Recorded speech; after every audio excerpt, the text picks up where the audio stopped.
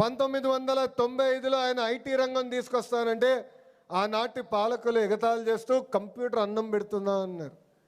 అదే పాలకులకు చెప్తున్నా, ఈరోజు వెళ్ళి ఒక్క సైబరాబాద్ని మీరు చూడండి.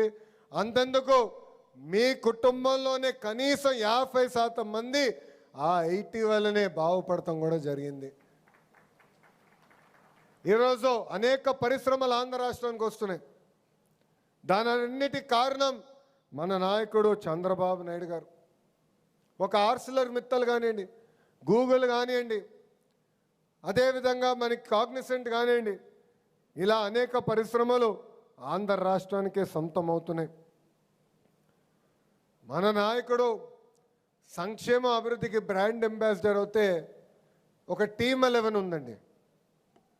టీమ్ 11, ఆ టీమ్ 11 దేనికి బ్రాండ్ అంబాసిడర్ తెలుసా? కల్తీ నెయ్యి, కోడి కత్తి, కల్తీ మద్యం. ఇది మనందరం ఒక్కసారి గుర్తుపెట్టుకోవాలని ఈ సభాముఖంగా కోరుతున్నాం.